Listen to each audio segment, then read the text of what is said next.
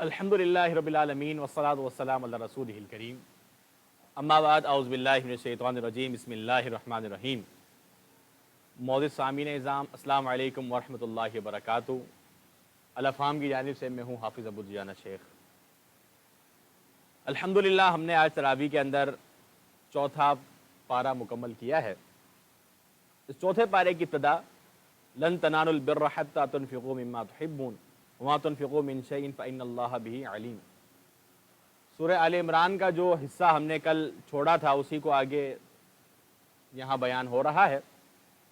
اس پارے کے شروع کے اندر بات بیان ہوئی کہ اللہ رب العالمین نے نیکی کا درجہ، تمہیں نیکی کب حاصل ہوگی، تمہیں نیکی کب ملے گی، اس کے متعلق رب العالمین نے فرمایا ہے کہ تمہیں نیکی اس وقت حاصل ہوگی جب تم اپنی پسندیدہ چیز اللہ کی راہ کے اندر خرچ کرو گے۔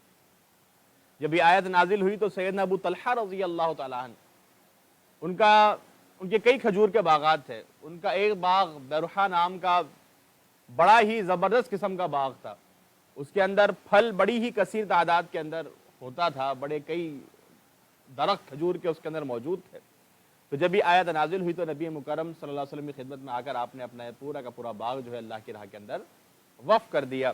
تو نبی مکرم صلی اللہ علیہ وسلم نے ان کو اس بات کی تعلیم دی کہ تم اس باغ کو، جو تمہارے عزیز و اقارب ہیں، جو ان کے اندر غریب اور مسکین لوگ ہیں، اس باغ کو تم ان کے درمیان تقسیم کر دو۔ تو لہٰذا انہوں نے اسی طرح کیا۔ تو کوشش یہی کریں اور ہونا یہی چاہیے کہ جو چیز بہترین ہے، جو چیز اچھی ہے، ہم اس کو اللہ کی راہ کے اندر دیں۔ یہاں پر ایک بات عموماً کہی جاتی ہے کہ ہم عموماً دینی مدارس کے اندر ہم اپنے ان بچوں کو بھیجتے ہیں جو دنیاوی تعلیم سے بالکل دور ہوتے ہیں یا جن کا ذہن دنیاوی تعلیم میں نہیں چلتا ہے، تو ہم کہتے ہیں چل کچھ نہیں پڑھا تو کم از کم مدرسے کے اندر ہی پڑھ لے گا۔ اور یہ بات کچھ بچوں کے حوالے سے مشاہدتاً بھی رہی کہ وہ مدرسے میں اس لیے آئے کہ وہ امتحانات، جو دنیاوی امتحانات تھے، ان کو وہ صحیح طرح کلیئر نہیں کر پائے تو ان کو مدرسے کے اندر بھیج دیا گیا۔ تو یہ چیز نہیں ہونی چاہیے، یہ بعض کی بات ہے۔ اللہ ماشاء اللہ ابھی بھی ماشاء اللہ کئی لوگ ہیں جو کہ اپنے ذہین بچوں کو مدرسے کے اندر داخل کرواتے ہیں، لیکن عمومی طور پہ ذہن یہی ہے لوگوں کا کہ جو بچہ ناکارہ ہوتا ہے یا جو ضدی ہوتا ہے کہ اسکول والے سے تو سدھرے گا نہیں، تجھے قاری صاحب بھی جو ہے سنبھال سکتے ہیں اور تجھے سدھار سکتے ہیں، تو ایسے بچوں کو اٹھا کر ڈال دیا جاتا ہے۔ پھر جب وہ فارغ ہوتے ہیں تو معاشرے کے لیے جس طرح انہیں سودمند ہونا چاہیے اس طرح وہ سودمند نہیں بنتے۔ تو ضروری ہے کہ جو ہمارا بچہ دینی تعلیم اور دنیاوی تعلیم دونوں کے اندر ایک ذہن اچھا رکھتا ہے، جو ذہین بچہ ہے اس کو ہم دینی تعلیم کی طرف راغب کریں۔ تو کوئی بھی اللہ کی راہ کے لیے چیز دینی ہے وہ بہترین ہم نے دینی ہے۔ آگے یہود کا مکالمہ بیان ہوا کہ یہود خود کو ملت ابراہیمی کا پیروکار کہتے تھے اور یہ بات کہتے تھے کہ مسلمان جو ہیں یہ ملت ابراہیمی کے پیروکار نہیں ہے، کیونکہ انہوں نے قبلہ بدل لیا اور بیت المقدس جو ہے یہ پہلا گھر ہے اللہ رب العالمین کا اس دنیا پر۔ تو یہ بات جو ہے وہ درست نہیں ہے۔ اللہ رب العالمین نے ان کی اس بات کی تردید کی اور فرمایا ان اول بیت وضع للناس للذی ببکۃ مبارک وہدی للعالمین، کہ اللہ رب العالمین کی اس زمین کے اوپر، اس روئے زمین پر سب سے پہلے جو اللہ رب العالمین کا گھر بنا ہے وہ اس مکہ شہر کے اندر بنا ہے۔ تو لہٰذا ان کی یہ بات بے بنیاد ہے۔ آگے فرمایا گیا کہ تم نے اہل کفار کی بات نہیں ماننی۔ جب تم اہل کفار کی بات مانو گے تو یاد رکھنا اہل کفار چاہتے ہیں کہ تمہیں آپس کے اندر لڑا دیں، تمہارے درمیان اختلافات پیدا کر دیں، تمہیں تفرقے کے اندر بانٹ دیں۔ یہ ان کی خواہش ہے، یہ ان کی کوشش ہے، لہٰذا ان کی بات تم نے نہیں ماننی۔ اسی طرح آگے اہل ایمان میں کچھ اہم نصیحتیں کی گئی۔ کہا گیا کہ یا ایھا الذین آمنوا اتقوا اللہ حق تقاتہ ولا تموتن الا وانتم مسلمون، کہ اے اہل ایمان، اے ایمان والو تم اللہ سے ڈر جاؤ، اور ڈرنا بھی کیسے؟ جس طرح اس سے ڈرنے کا حق ہے، جس طرح حق ہے ویسے تم اللہ سے ڈر جاؤ، اور تمہاری موت اسی وقت آئے، اسی حالت میں آئے جب تم ایمان کی حالت کے اندر ہو، یعنی ایمان کی حالت میں تمہاری موت آنی چاہیے، مرتے دم تک تم نے اس ایمان کے اوپر قائم رہنا ہے۔ بڑی عظیم نصیحت کی گئی۔ آگے فرمایا وَاعْتَصِمُوا بِحَبْلِ اللَّهِ جَمِيعًا وَلَا تَفَرَّقُوا، کہ تم نے اللہ رب العالمین کی رسی کو مضبوطی سے تھام لینا ہے اور آپس میں فرقوں میں تقسیم نہیں ہونا۔ اللہ رب العالمین کی رسی کیا ہے؟ یہ قرآن و سنت ہی ہے۔ جو بندہ اس کو تھام لیتا ہے تو وہ اتحاد کی طرف بڑھ رہا ہے، یاد رکھیں ہمارے یہاں اتحاد کے نام پر جو یہ بات کی جاتی ہے کہ اہل بدعت، اہل کفر اور مشرکین کے ساتھ اتحاد کر لیا جائے اور قرآن و سنت کی نصوص کے اوپر کمپرومائز کر لیا جائے، یہ بات کسی بھی صورت درست نہیں ہے۔ بات کیا ہے کہ اگر اتفاق ہوگا تو قرآن و سنت کے اوپر ہوگا، اتفاق ہوگا تو توحید کے اوپر ہوگا۔ ہم نے پیچھے پڑھا کہ اہل کتاب سے بھی جب اتحاد کی بات ہو رہی ہے تو اس موقع پر بھی اتحاد، کون سا اتحاد کہ آگے بیان کیا گیا کہ ہم اللہ رب العالمین کی وحدانیت کے اوپر اتحاد کر لیتے ہیں۔ تو بنیادی اتحاد کی جو وجہ ہے وہ توحید ہی ہے۔ جو بندہ توحید کو چھوڑتا ہے یا توحید کو ترک کرتا ہے، پھر ان سے اتحاد کرنا یا ان کے ساتھ مشرکانہ باتیں کرنا، یہ اتحاد نہیں ہے، سراسر جہالت ہی ہے۔ آگے فرمایا وَلْتَكُن مِّنكُمْ أُمَّةٌ يَدْعُونَ إِلَى الْخَيْرِ کہ تم میں سے ایک ایسا گروہ، ایک ایسی جماعت ہونی چاہیے جو خیر کی طرف بلائے، جو خیر کی طرف بلائے اور امر بالمعروف و نہی عن المنکر کا ایک فریضہ سر انجام دے۔ یہ ہم سب کی ذمہ داری ہے، خصوصاً علماء کی، جو ایک پورا پڑھتے ہیں، 8 سال 6 سال پڑھتے ہیں اور دینی علوم حاصل کرتے ہیں، ان کی اولین ذمہ داری ہے۔ اس کے ساتھ جو عام عوام ہے، بلغوا عنی ولو آیہ کے تحت ان کی بھی ذمہ داری ہے کہ وہ اگر ایک آیت بھی سیکھ رہے ہیں، ایک حدیث بھی سیکھ رہے ہیں، تو اس کو اپنی ذمہ داری بنا لیں کہ انہوں نے یہ بات آگے پہنچانی ہے۔ صرف خود ہی عمل کرتے کرتے قبر میں نہیں چلے جانا، بلکہ اس کو آگے پہنچانا ہے۔ آگے فرمایا گیا کہ واضح احکامات آ جانے کے بعد آپس کے اندر اختلاف نہیں کرنا۔ اب اللہ رب العالمین کا حکم آ جاتا ہے، واضح بات آ جاتی ہے، اختلاف ایک طرف رکھ دو۔ اگر اللہ کا حکم واضح احکامات آ جانے کے بعد پھر بھی اختلاف کرتے ہو تو یہ کام بڑے ہی عذاب عظیم کا باعث ہے۔ اور جو امر بالمعروف و نہی عن المنکر کے متعلق بات ہوئی، اسی کو آگے لیتے ہوئے رب العالمین نے آگے فرمایا کنتم خیر امۃ اخرجت للناس کہ تم بہترین امت ہو، اور تمہیں بہترین امت کا ٹائٹل اسی لیے دیا جا رہا ہے کہ تم امر بالمعروف و نہی عن المنکر کے فریضے کو سر انجام دیتے ہو۔ تو ہماری فضیلت کی وجہ یہی ہے کہ ہم اس فریضے کو سر انجام دیتے ہیں، اور اگر ہم اس فریضے کو سر انجام نہیں دیں گے تو یاد رکھیں یہ فضیلت، یہ امتیاز پھر کسی کام کا نہیں ہے، یہ ہمیں تب ہی حاصل ہوگا جب ہم اس فریضے پر عمل کریں گے۔ آگے کفار کو دوست بنانے کی ممانعت آئی، کیونکہ اور یہاں پر بات مزید ایک ہوئی کہ وہ دوست جب تم ان کو بناتے ہو تو تم تو ان کے ساتھ خیر خواہی کرنے کا جذبہ رکھ رہے ہوتے ہو، لیکن وہ تمہیں نقصان پہنچانے کا جذبہ ان کا ہوتا ہے۔ اگر دنیاوی نقصان ہمیں نظر نہ آ رہا ہو تو دینی نقصان تو ضرور ہے۔ دینی نقصان یا دینی طور پر تمہارے کبھی بھی وہ خیر خواہ نہیں ہو سکتے، دینی طور پر تمہیں وہ ضرور زیر کریں گے، تمہیں ضرور وہ دینی طور پر نقصان پہنچائیں گے۔ سورہ آل عمران کے اندر آگے غزوہ احد کا تذکرہ شروع ہوا، اور اس کے اندر جو شروع کے اندر غزوہ احد جو ہے یہ شوال کے مہینے میں سن 3 ہجری کے اندر پیش آیا ہے، اور مسلمانوں کو بظاہر اس کے اندر شکست ہوئی، لیکن اللہ رب العالمین نے ان کے لیے اس غزوے کو بہت زیادہ سودمند ثابت کیا۔ بعد کے اندر اس کے بڑے ہی بہترین نتائج سامنے آئے۔ وہ وقتی طور پر ایک آزمائش ضرور تھی، لیکن بعد میں بڑی آسانی ہوئی، اور اس جنگ کے اندر، اس غزوے کے اندر اللہ رب العالمین نے اہل ایمان اور اہل جو منافقین لوگ ہیں ان کے درمیان ایک فرق کر دیا، کیونکہ جب اس غزوے کی باری آئی تو 2 رائے آپ صلی اللہ علیہ وسلم نے لی۔ ایک رائے یہ تھی کہ کیا ہم جا کر نکل کر شہر سے باہر نکل کے دفاع کریں یا شہر کے اندر رہ کر دفاعی معاملہ کریں۔ تو اس موقع پر جو منافقین، عبداللہ بن ابی جو تھا، جو رئیس المنافقین تھا، اس کی رائے یہ تھی کہ ہم جو ہے وہ شہر کے اندر ہی رہیں گے، جبکہ دیگر صحابہ کرام کی رائے یہ تھی کہ ہم شہر سے باہر نکل کے ان کا مقابلہ کرتے ہیں۔ تو اللہ کے نبی کریم صلی اللہ علیہ وسلم نے ان کی اس بات کو پسند کیا کہ شہر سے نکل کر اپنا دفاع کرنا چاہیے، شہر سے نکل کر یہ غزوہ لڑنا چاہیے۔ تو مسلمانوں کی تعداد 1000 تھی۔ جب مسلمان نکلے ہیں تو آگے جانے کے بعد عبداللہ بن ابی نے جو ہے وہ اختلاف ڈال دیا، کہا کہ آپ نے ہماری بات مانی نہیں، آپ نے ہماری بات مانی نہیں، تو لہٰذا جھگڑا کر کے وہ 300 افراد اپنے ساتھ لے گیا، پھر 700 افراد رہ گئے۔ تو پھر اس جنگ کے اندر بھی، غزوے کے اندر بھی جو ایک ناکامی کی یا جو ایک وقتی جو ایک آزمائش آئی، اس کی بنیادی وجہ بھی آگے بیان ہوئی۔ اختصار کے ساتھ یہ کہ اس کے اندر اللہ رب العالمین اور اللہ کے رسول صلی اللہ علیہ وسلم نے ایک حکم دیا تھا، ایک بات کا، اللہ کے نبی صلی اللہ علیہ وسلم نے ایک بات کا حکم دیا تھا کہ تم نے اس درے کو، اس مورچے کو نہیں چھوڑنا ہے، لیکن جب دیکھا کہ ہمیں فتح حاصل ہو گئی ہے تو صحابہ کرام نے تقریباً 50 صحابہ کرام وہاں تعینات کیے گئے تھے، جس میں 40 صحابہ کرام وہاں سے اتر کر آ گئے تھے، اور اس مورچے کو چھوڑنے کی وجہ سے بھاری بھرکم نقصان اٹھانا پڑا۔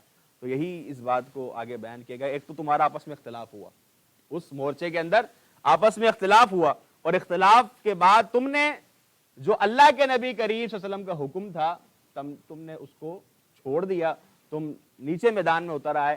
یہ دو بنیادی وجوہات ہیں، آپس کا اختلاف اور اللہ کے نبی کریم صلی اللہ علیہ وسلم کی بات کو چھوڑنا، یہ تمہارے لیے باعث مشکل بنا۔ تو غزوہ احد کے متعلق یہ مختصر بات میں نے آپ کے سامنے بیان کی۔ آگے جی سود سے بچنے کے متعلق بات ہوئی کہ آپس کے اندر سود تم نہ کھاؤ بڑھا چڑھا کر، اور آگے کہا گیا کہ تم مغفرت کی طرف آؤ، تم بخشش کی طرف آؤ۔ دیکھیں انسان سے گناہ سرزد ہو جاتا ہے، انسان خطا کا پتلا ہے، لیکن جو طریقہ کار ہے وہ یہ ہے، ایک دیکھیں ایک ابلیسی سنت ہے اور ایک آدم علیہ السلام کی سنت ہے۔ ابلیسی سنت کیا ہے کہ جب غلطی ہو جائے تو ڈٹ جایا جائے، اور جب حضرت آدم علیہ السلام کا طریقہ کار ہے جب پھل کھا لیا تو فوراً ندامت ہوئی اور کہا ربنا ظلمنا انفسنا وان لم تغفر لنا، فوراً توبہ کی۔ تو ایک ابلیس کا طریقہ کار ہے اور ایک نبوی طریقہ کار ہے کہ کوئی خطا ہو جائے تو اس کے بعد فوراً مغفرت مانگنی ہے۔ تو یہاں پر مغفرت کی بات کی گئی، اور آگے کہا کہ اللہ کی جنت کی طرف جوڑو، اللہ کی جنت کی طرف دوڑو، کیونکہ اس کی جو عرض ہے، اس کی جو چوڑائی ہے وہ زمین اور آسمان کے درمیان فاصلے کی مثل ہے۔ اور یہاں پر ایک اور بات بھی معلوم ہوئی کہ ہمارے یہاں کچھ صوفیہ یہ بات کہتے ہیں کہ جی جنت کی لالچ کا اعمال نہ کرو بلکہ اللہ کی محبت کے حصول کے لیے اعمال کرو، جنت کی لالچ کے لیے عمل کرنا درست نہیں ہے۔ یہ خواہ مخواہ کے فلسفے ہیں، خود اللہ رب العالمین نے اس بات کی تعلیم دی، اس بات کے متعلق بیان فرمایا کہ اللہ رب العالمین کی جنت کی طرف تم نے دوڑنا ہے۔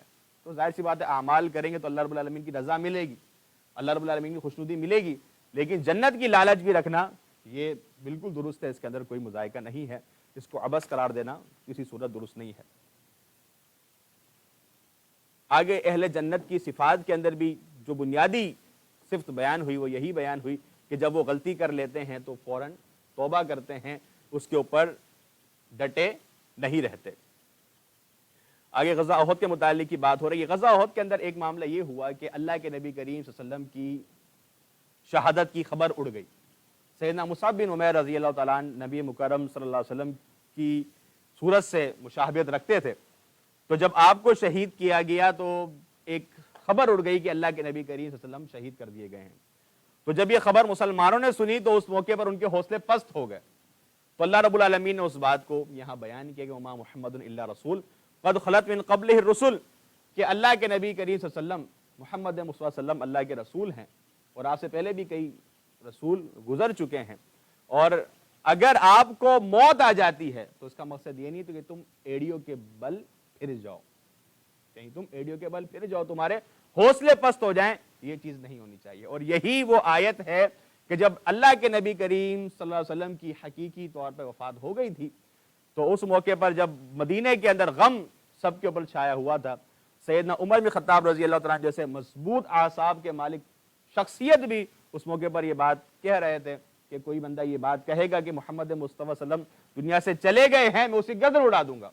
اس موقع پر سیدنا ابوبکر صدیق رضی اللہ تعالیٰ عنہ نے یہ آیت پڑھی اور مسلمانوں کی ڈھارس بندائی، اور سیدنا عمر فاروق رضی اللہ تعالیٰ عنہ بیان فرماتے ہیں کہ جب میں نے یہ آیت سنی تو مجھے ایسا محسوس ہوا جیسا کہ یہ آیت نازل ہی آج ہوئی ہے۔ تو یہاں پر واضح کیا گیا کہ اگر ایسا کوئی معاملہ ہو جاتا ہے تو تم نے اس چیز کو اپنے اعصاب پہ طاری بالکل اس انداز میں نہیں کرنا کہ تم اسلام سے یا دین سے یا دیگر امور سے مایوس ہو جاؤ، نہیں بلکہ تم نے اسلام کے اوپر کاربند رہنا ہے۔ آگے بیان کیا گیا کہ پہلی امتوں کے اندر بھی جب بھی جہاد کا معاملہ ہوتا تھا تو اللہ کے نبیوں کے ساتھ ایسے نیک لوگ موجود تھے جو کہ ان کے ساتھ جہاد میں شرکت کیا کرتے تھے، اور جب وہ شرکت کرتے تھے تو وہ ایک بڑی ہی پیاری دعا کیا کرتے تھے۔ یہ دعا بڑی عظیم ہے، ہمیں پڑھنا چاہیے۔ ربنا اغفر لنا ذنوبنا واسرافنا فی امرنا وثبت اقدامنا وانصرنا علی القوم الکافرین۔ اس کا ترجمہ بھی سن لیجئے کہ اے ہمارے رب ہمارے گناہوں کو معاف فرما اور ہمارے امور پر درگزر فرما اور ہمارے قدم کو ثابت کر دے اور ہماری کافروں کے اوپر مدد فرما۔ تو یہ بڑی عظیم دعا ہے، میں اس دعا کو پڑھتے رہنا چاہیے۔ اور آگے ایک اہم چیز کہ صحابہ کرام کا جو بھی معاملہ تھا، آگے فرمایا وَلَقَدْ عَفَا عَنْكُمْ، اللہ رب العالمین نے ان سے درگزر فرما دیا ہے، اللہ رب العالمین نے ان سے درگزر فرما دیا ہے۔ تو بات یہ ہے کہ صحابہ کرام سے جو بھی لغزشیں، جو بھی خطائیں ہوئی ہیں، اللہ رب العالمین نے ان کو معاف کر دیا ہے۔ اور یہاں پر صحابہ کے متعلق ایک عقیدہ یاد رکھ لیجئے، ذہن میں بٹھا لیجئے کہ صحابہ کرام معصوم نہیں ہیں، صحابہ کرام معصوم نہیں ہیں، ان سے خطائیں، ان سے غلطیاں سرزد ہوئی ہیں، لیکن صحابہ کرام مغفور ہیں۔ بات پھر سمجھ لیں کہ صحابہ کرام معصوم نہیں ہیں لیکن مغفور ضرور ہیں، اللہ ان سے راضی ہو گیا ہے۔ ان کی خطاؤں کو اٹھا کر بیان کرنا اور نوجوانوں کو صحابہ خلاف بھڑکانا کسی صورت درست نہیں ہے۔ اس سے جو بھی خطا ہوئی، جو بھی معاملہ ہوا، اللہ رب العالمین نے اس کو معاف کر دیا ہے، اللہ ان سے راضی ہو چکا ہے۔ انشاءاللہ سورہ ممتحنہ کی تفسیر کے اندر بھی ہم اس بات کو تھوڑا سا مزید واضح کریں گے۔ آگے فرمایا گیا کہ اللہ رب العالمین نے تم پر احسان کیا کہ تمہارے درمیان رسول مبعوث فرمایا، اللہ کا بڑا احسان ہے۔ اور فرائض نبوت بیان ہوئے کہ ایک نبی کے فرائض کیا ہیں کہ اللہ کی آیات کی تلاوت کرنا، تزکیہ نفس کرنا، اور کتاب اور حکمت سکھانا۔ کتاب سے مراد قرآن مجید اور حکمت سے مراد مفسرین نے حدیث لیا ہے، حکمت سے مراد جو حدیث ہے وہ آپ جو مفسرین نے اس سے مراد لی ہے۔ اچھا جی آگے چلتے ہیں جی، آگے جی بدترین تجارت کے متعلق بات ہوئی کہ ان الذین اشتروا الکفر بالایمان لن یضروا اللہ شیئا، کہ کچھ لوگ ایسے ہیں جو کہ کفر خرید لیتے ہیں ایمان کے بدلے۔ یہ بدترین تجارت ہے کہ کفر کو وہ خرید رہے ہیں اور ایمان کو وہ بیچ رہے ہیں، یہ بڑی ہی بری صفت ہے۔ وَلَهُمْ عَذَابٌ عَلِيمٌ، ایسے لوگوں کے لیے بڑا ہی دردناک عذاب ہے۔ آگے جو کنجوس اور بخیل قسم کے لوگ ہیں ان کے متعلق بات ہوئی کہ یہ جو لوگ بخیل ہیں اور اپنے مال کے اندر بخل کرتے ہیں، خرچ نہیں کرتے اللہ کی راہ کے اندر، اہل و عیال کے اندر بھی صحیح معنی میں خرچ نہیں کرتے، کنجوس یہ ہے، مال سمیٹ رہے ہیں، وہ یاد رکھیں کہ روز قیامت سانپ بنا کر ان کا یہ مال ان کے گلے کے اندر لٹکا دیا جائے گا۔ حدیث رسول صلی اللہ علیہ وسلم کے الفاظ ہیں کہ پھر وہ سانپ ان کو کاٹے گا، ان کو ڈسے گا اور کہے گا، انسان اس سے بھاگنے کی کوشش کرے گا، وہ کہے گا کہ دنیا میں بڑا مجھے پیار کیا کرتا تھا، آج بے وفائی کر رہا ہے، مجھے چھوڑ کے بھاگ رہا ہے، آج تجھے کیا ہو گیا ہے۔ آگے یہودیوں کے متعلق بات ہوئی، یہودیوں نے اللہ کی شان کے اندر گستاخی کی۔ پیچھے ہم نے پڑھا کہ اللہ رب العالمین نے فرمایا کون ہے جو اللہ کو قرض حسنہ دے، وہاں پر مقصد کیا تھا کہ انفاق فی سبیل اللہ، اللہ کی راہ میں خرچ کرنے کی ترغیب دی گئی۔ تو یہودیوں نے کہا کہ مسلمانوں کا خدا تو بڑا عجیب ہے اور بڑا ہی فقیر ہے کہ وہ قرض مانگ رہا ہے۔ تو اس طرح کی باتیں جو انہوں نے کی ہیں، رب العالمین نے ان کی تردید کی ہے، اور یہ ساری باتیں بتانے کا مقصد نبی مکرم صلی اللہ علیہ وسلم کو کی ڈھارس بندانا ہے۔ کہا کہ یہ آپ کو نہیں جھٹلا رہے، یہ تو اللہ رب العالمین، جو کہ اللہ رب العالمین کی ذات کو تو یہ لوگ بھی مانتے ہیں۔ اور آج کا یہودی جو بنیادی دو باتیں لے کے کھڑا ہوا ہے کہ ایک وہ کہتے ہیں کہ اللہ رب العالمین ایک ہے، اللہ کی وحدانیت کو لے کر کھڑے ہوئے ہیں آج کا بھی یہودی، اور دوسری بات یہ کہ وہ خود کو سب سے افضل جانتے ہیں، سب سے افضل جانتے ہیں، ان کا بنیادی کلمہ یہی ہے۔ تو جب اللہ کی ذات سے اس قدر عقیدتی وابستہ کیے ہوئے ہیں، جب اللہ کی ذات کی یہ تنقیص کر رہے ہیں، تو اللہ کے نبی کریم صلی اللہ علیہ وسلم کی ڈھارس بندائی جا رہی ہے کہ یہ آپ کو جھٹلا رہے ہیں۔ تو آپ صبر کریں گی تکلیفوں کے اوپر، کیونکہ اللہ رب العالمین کی شان میں یہ گستاخی کرنے والے ہیں۔ اور یہی نہیں، آپ سے جتنے نبی بھیجے ہیں ان کے درمیان ہم نے کئی نبیوں کو بھیجا، انہوں نے سبھی کو جھٹلا دیا، کسی کی بات کو تسلیم نہیں کیا۔ آگے حقیقی کامیابی کے متعلق بات ہوئی۔ حقیقی کامیابی کیا ہے؟ فمن زحزح عن النار وادخل الجنۃ فقد فاز، کہ حقیقی کامیابی کیا ہے؟ حقیقی کامیاب بندہ وہ ہے جو جہنم سے بچا لیا جائے، جنت میں داخل کر دیا جائے۔ حقیقی کامیابی یہ ہے۔ ہم نے کامیابی کا کوئی تصور بنایا ہوا ہے، وہ سارے تصورات باطل ہیں۔ حقیقی کامیابی یہی ہے کہ انسان جہنم سے بچ جائے اور جنت میں داخل کر دیا جائے۔ آگے عقل مند لوگوں کے متعلق بات ہوئی۔ عقل مند لوگ وہ ہیں جو زمین و آسمان کی تخلیق اور رات و دن کے تبدیل ہونے پر غور کرتے ہیں اور اس سے نصیحت حاصل کرتے ہیں، اور ہر وقت ہر حالت کے اندر اللہ رب العالمین کا ذکر کرتے ہیں۔ اس سورت کے آخر کے اندر ایک بہت اہم بات کی طرف نشاندہی کی گئی کہ کافروں کے اندر دولت کی ریل پیل دیکھ کر دھوکے میں نہیں آ جانا، دھوکے میں نہیں آ جانا۔ ممکن ہے کہ جو وہ نیکیاں کر رہے ہیں، کچھ بھی خیر کا کام کر رہے ہیں، ان کو بدلہ دنیا کے اندر ہی مل رہا ہو اور ان کے لیے آخرت کے اندر کوئی حصہ نہ ہو، آخرت میں ان کا ٹھکانہ جہنم کی آگ ہو۔ تو لہٰذا ان کی دولت کی ریل پیل کو دیکھ کر مایوس یا دل چھوٹا نہیں کرنا ہے، بلکہ اللہ رب العالمین کے ہاں اچھے اجر کی تم نے امید رکھنی ہے۔ سورہ آل عمران یہاں مکمل ہوتی ہے، آگے سورۃ النساء ہے، یہ بھی مدنی سورت ہے۔ نساء یہ امرات ان کی جمع ہے، اس کا معنی ہوتا ہے خواتین، عورتوں کی، یعنی کہ عورت کی جمع عورتوں کے لیے لفظ کیا استعمال ہوتا ہے؟ نساء استعمال ہوتا ہے۔ اس سورت کے اندر اسلامی احکامات بیان ہوئے ہیں اور خواتین کے حوالے سے زیادہ احکامات بیان ہوئے ہیں، اسی لیے اس کا نام سورۃ النساء رکھا گیا ہے۔ اس سورت کے شروع کے اندر اللہ رب العالمین سے ڈرنے کا حکم اور بتایا گیا کہ اللہ رب العالمین نے تمہیں ایک ہی جان سے پیدا کیا تھا، آدم علیہ السلام تھے، پھر آپ کی پسلی سے حضرت حوا علیہ السلام کو پیدا کیا گیا، پھر آپ سے پوری کی پوری انسانیت پیدا ہوئی ہے۔ تو ہم نے جو ہے وہ جو اللہ رب العالمین نے ہمیں عزیز و اقارب کے اندر تقسیم کیا ہے، رشتہ داریوں میں تقسیم کیا ہے، اس حوالے سے ہمیں اللہ سے ڈرنا چاہیے، ان کے حقوق کا مکمل خیال کرنا چاہیے۔ آگے یتیم کے مال کو کھانے سے منع کیا گیا، یہ جو ہے بہت بڑا گناہ ہے، لہذا اس کام سے بچ جاؤ۔ آگے فرمایا گیا کہ خواتین کو حق مہر جو ہے وہ خوشی خوشی ادا کرو۔ ہمارے یہاں حق مہر اتنا لکھوا لیتے ہیں کہ پھر دینے میں جان جاتی ہے۔ جو ہے اختصار کا ہے معاملہ ہے، لیکن ایک چھوٹا سا واقعہ بیان کروں کہ ایک ہمارے ساتھی ہیں، تو اس طرح کے بہت سارے واقعات آتے ہیں کہ جہاں شادی کرنا چاہ رہے ہوتے ہیں وہاں پر وہ اتنی زیادہ ڈیمانڈ کرتے ہیں حق مہر کی، بسا اوقات کہ 5 لاکھ لکھ دیں، 10 لاکھ لکھ دیں، اتنا لکھ دیں۔ پوچھا جائے کیوں؟ وہ کہتے ہیں ہمیں سیکیورٹی چاہیے۔ بھائی شادی جو ہے نا وہ اس طرح سیکیورٹیز سے نہیں چلتی ہے، وہ محبت سے چلتی ہے۔ اگر محبت ہوگی تو آپ حق مہر ادنا سے ادنا کیوں لکھوا لیں، چل جائے گی۔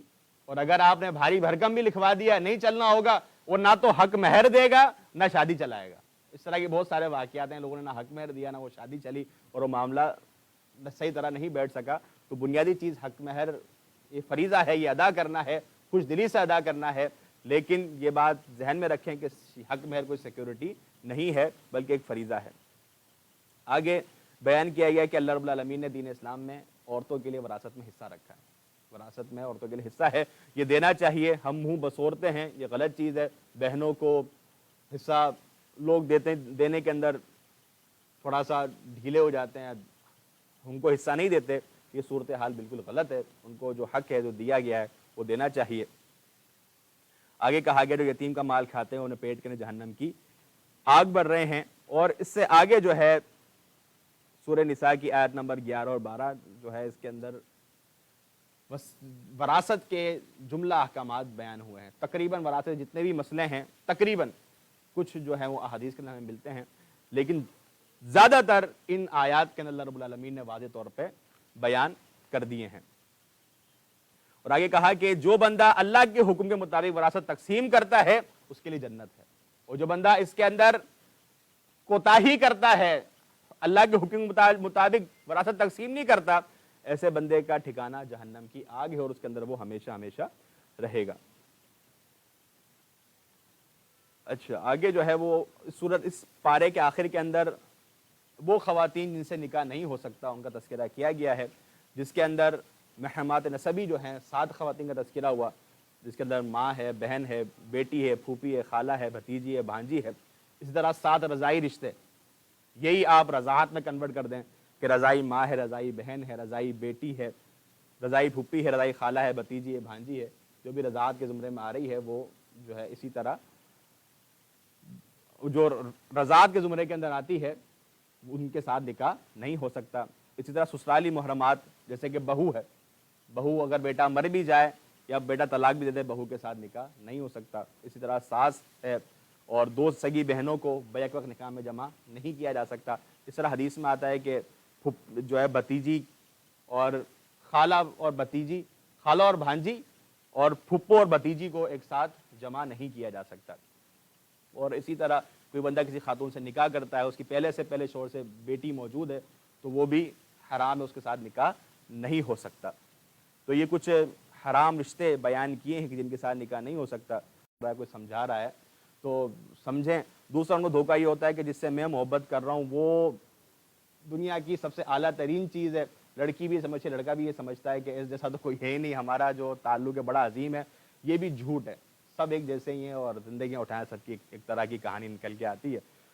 اور تیسری ایک اہم چیز ہے کہ یہ ہمارے معاشرے کے لوگ بھلے الٹی سیدھی حرکات کر رہے ہیں اور دھتکار کے مستحق ہیں حقیقی طور پہ تو، لیکن ایک پہلو یہ کہ ان کی تھوڑی سی تربیت بھی کی جائے، ان کو ہم بالکل پھینکنے کے بجائے ذرا ان کی نفسیات کو سمجھتے ہوئے ان کی اصلاح بھی کریں، چونکہ یہ بہت بڑا ایسا مرض ہے جو کہ آج جتنی بھی خودکشیوں والا معاملہ ہے ان کے اندر اس کا بھی ایک بڑا کردار ہے۔ محبتی ناکامی کی وجہ سے لوگ شرک کی طرف جا رہے ہیں، تعویذ کی طرف جا رہے ہیں، خودکشی کی طرف جا رہے ہیں، تو نوجوانوں کو ذرا یہاں تربیت کرنی ہے، ذرا سمجھانا ہے اور ان کی اصلاح کرنی ہے۔ اللہ رب العالمین ہم سب کو صحیح معنی میں قرآن سنت پر عمل کرنے کی توفیق عطا فرمائے۔ وما علینا الا البلاغ۔